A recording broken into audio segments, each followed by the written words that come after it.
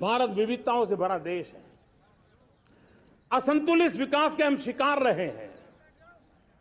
मेरा पराया का के कारण हमारे देश के कुछ हिस्से उसके शिकार रहे हैं। अब हमें रीजनल एस्पिरेशंस को, संतुलित विकास को बल देना है और रीजनल एस्पिरेशंस को लेकर के उस भावना को हमें सम्मान देते हुए, जैसे हमारी भारत माँ का कोई, हमारा शरीर का कोई अंग अगर अविकसित रहे तो हमारा शरीर विकसित नहीं माना जाएगा। हमारा शरीर का कोई अंग दुर्बल रहे तो हमारा शरीर स्वस्थ नहीं माना जाएगा। वैसे ही मेरी भारत माता, उसका कोई एक भूभाग भी, समाज का कोई तबका भी अगर दुर्बल रहे तो मेरी भारत माता समर्थ है, स्वस्थ है, ऐसा बैठ करके हम नहीं बैठ सकते। और इसलिए रीजनल एस्पिरेशंस को हमने एड्रेस करने की आवश्यकता है और इसलिए हम समाज का सर्वांगीण विकास हो, सर्वस्पर्शी विकास हो, भूभाग के हर क्षेत्र को उसकी अपनी ताकत को खिलने का अवसर मिले, उस दिशा में आगे बढ़ना चाहते हैं। मेरे प्यारे परिवारजनों, भारत एक मदर ऑफ डेमोक्रेसी है। भारत मॉडल ऑफ डाइवर्सिटी भी है। भाषाएं अनेक हैं, बोलियां अनेक हैं, परिधान अनेक हैं, विविधताएं बहुत है। हमने उन सारे लोगों को आधार पर आगे बढ़ना है। मेरे प्यारे परिवारजनों, देश के जब मैं एकता की बात करता हूं, तब अगर घटना मणिपुर में होती है तो पीड़ा महाराष्ट्र में होती है। अगर बाढ़ आसाम में आती है तो बेचैन केरला हो जाता है। हिंदुस्तान के किसी भी हिस्से में कुछ भी हो, हम एक अंगांगी भाव की अनुभूति करते हैं। मेरे देश की बेटियों पर जुल्म न हो, यह हमारा सामाजिक भी दायित्व है, यह हमारा पारिवारिक दायित्व भी है और ये देश के नाते हम सबका दायित्व है। आज जब अफगानिस्तान से गुरु ग्रंथ साहब के स्वरूप को लाते हैं तो पूरा देश गौरव की अनुभूति करता है।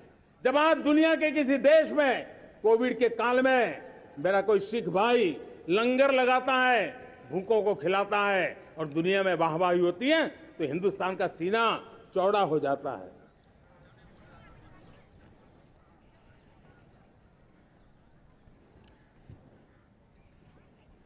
मेरे प्यारे परिवारजनों,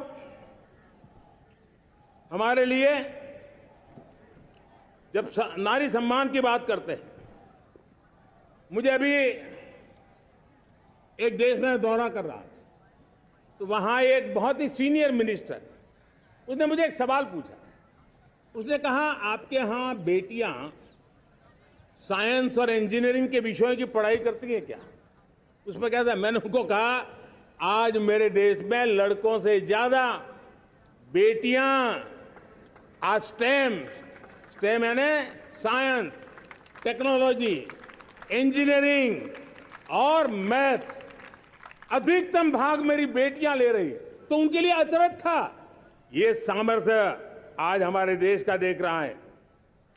मेरे प्यारे परिवारजनों, आज 10 करोड़ महिलाएं विमेन सेल्फ हेल्प में जुड़ी हुई है और विमेन सेल्फ हेल्प ग्रुप के साथ आप गांव में जाएंगे तो आपको बैंक वाली दीदी मिलेगी, आपको आंगनवाड़ी वाली दीदी मिलेगी, आपको दवाई देने वाली दीदी मिलेगी। और अब मेरा सपना है 2 करोड़ लखपति दीदी बनाने का, गांव में 2 करोड़ लखपति दीदी। और इसके लिए एक नया अभिगम भेजा। साइंस और टेक्नोलॉजी, हमारे गांव की महिलाओं का भी सामर्थ्य देखता हूं मैं, और इसलिए हम एक नई योजना सोच रहे हैं कि हमारे एग्रीकल्चर सेक्टर में टेक्नोलॉजी आए, एग्री टेक को बल मिले। इसलिए विमेन सेल्फ हेल्प ग्रुप की बहनों को हम ट्रेनिंग देंगे, ड्रोन चलाने की, ड्रोन रिपेयरिंग की हम ट्रेनिंग देंगे और हजारों ऐसे विमेन सेल्फ हेल्प ग्रुप को भारत सरकार ड्रोन देगी, ट्रेनिंग देगी और हमारे एग्रीकल्चर के काम में ड्रोन की सेवाएं उपलब्ध हो। इसके लिए हम शुरुआत करेंगे। प्रारंभ हम 15,000 विमेन सेल्फ हेल्प ग्रुप के द्वारा ये ड्रोन की उड़ान का हम आरंभ कर रहे हैं। मुझे विश्वास है कि इसके कारण हमारे परिवारजनों का, मेरे प्यारे परिवारजनों, आज देश आधुनिकता की तरफ बढ़ रहा है।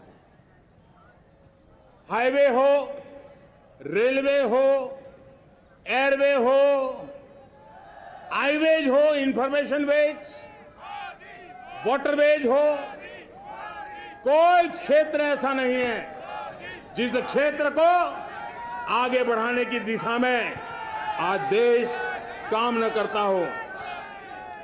पिछले 9 वर्ष में तटीय क्षेत्रों में हमने, आदिवासी क्षेत्र में, हमारे पहाड़ी क्षेत्र में विकास को बहुत बढ़ दिया है। हमने पर्वतमाला, भारतमाला ऐसी योजनाओं के द्वारा समाज के उस वर्ग को हमने बल दिया है। हमने गैस की पाइपलाइन से हमारे पूर्वी भारत को जोड़ने का काम किया है। हमने अस्पतालों की संख्या बढ़ाई है। हमने डॉक्टर की सीटें बढ़ाई है ताकि हमारे बच्चे डॉक्टर बनने का सपना पूरा कर सके। हमने मातृभाषा में पढ़ाने पर बल दिया है। अब मातृभाषा में वो पढ़ाई कर सके उस दिशा में। और मैं भारत के सुप्रीम कोर्ट का भी धन्यवाद करता हूं कि भारत की सुप्रीम कोर्ट ने कहा है कि आप जो जजमेंट देंगे उसका जो ऑपरेटिव पार्ट होगा वो जो अदालत में आया है उसकी भाषा में उसको उपलब्ध होगा। मातृभाषा का महात्मा आज बढ़ रहा है। मेरे प्यारे भाई परिवारजनों, आज तक हमारे देश के जो बॉर्डर विलेज हैं, हमने वाइब्रेंट बॉर्डर विलेज का एक कार्यक्रम शुरू किया है। और वाइब्रेंट बॉर्डर विलेज, अब तक इसके लिए कहा जाता था देश के आखिरी गांव। हमने उस पूरी सोच को बदला है। वो देश का आखिरी गांव नहीं है। सीमा पर जो नजर आ रहा है वो मेरे देश का पहला गांव है। अगर सूरज उगता है पूरब में तो उस तरफ के गांव में पहली सूरज की किरण आती है। अगर सूरज ढलता है तो इस तरफ के गांव में आखिरी किरण उसका लाभ मिलता है। ये मेरे पहले गांव है और मुझे खुशी है कि आज मेरे इस कार्यक्रम के विशेष मेहमान, ये जो पहले गांव है, सीमावर्ती गांव है, उसके 600 प्रधान आज इस लाल किले की प्राचीर के इस महत्वपूर्ण कार्यक्रम का हिस्सा बनने के लिए आए। पहली बार वो इतनी दूर तक आए हैं, नए संकल्प और सामर्थ्य के साथ जुड़ने के लिए आया है। मेरे प्यारे परिवारजनों, हमने संतुलित विकास के लिए एस्पिरेशनल डिस्ट्रिक्ट, एस्पिरेशनल ब्लॉक की कल्पना की और आज उसके सुखद परिणाम मिल रहे हैं।